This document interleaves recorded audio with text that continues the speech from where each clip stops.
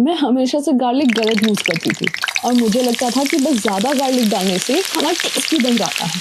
लेकिन एक दिन एक शेफ ने मुझे बोला कि गार्लिक का टेस्ट इस बात से डिसाइड नहीं होता कि आप कितना डालते हो, बल्कि इस बात से होता है कि आप उसको कैसे प्रिपेयर करते हो। और ऑनेस्टली उस दिन के बाद मुझे समझ में आया कि सेम गार्लिक हर बार अलग टेस्ट क्यों करता है। कभी माइल्ड सा, कभी स्ट्रॉन्ग सा, कभी कड़वा सा, और कभी इतना अमेजिंग कि आपको लगता है रेस्टोरेंट का फ्लेवर आ गया है। तो आज मैं आपको सिंपल तरीके से समझाऊंगी कि गार्लिक को कैसे प्रेप करते हैं उसके पर्पस के हिसाब से, ताकि आपकी हर डिश नेक्स्ट लेवल हो जाए।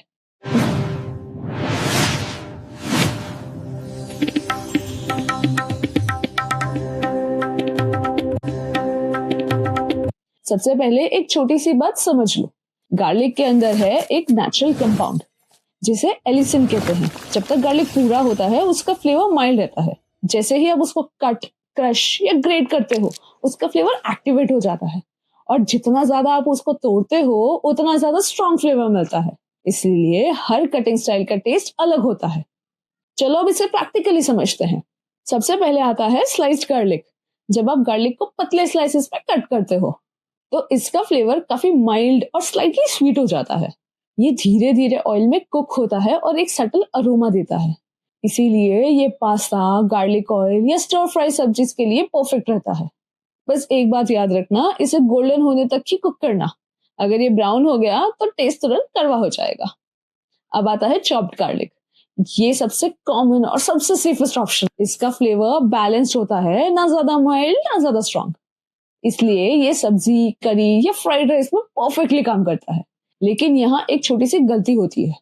गरम ऑयल में जब गार्लिक डलता है वो जल जाता है और पूरी डिश का टेस्ट खराब हो जाता है। इसलिए हमेशा मीडियम हीट पे गार्लिक को ऐड करना चाहिए। अब बात करते हैं ग्रेटेड गार्लिक की, जो ऑनेस्टली सबसे अंडररेटेड है। जब आप गार्लिक ग्रेट करते हो तो ये ऑलमोस्ट पेस्ट बन जाता है। इसमें कोई चंक्स नहीं रहते और ये इंस्टेंटली डिश में मिक्स हो जाता है। इसका फ्लेवर शार्प और स्ट्रॉन्ग होता है और तुरंत हिट देता है। ये garlic butter, bread spreads, dips और सॉसेस के लिए परफेक्ट है। लेकिन ये सबसे सेंसिटिव भी होता है।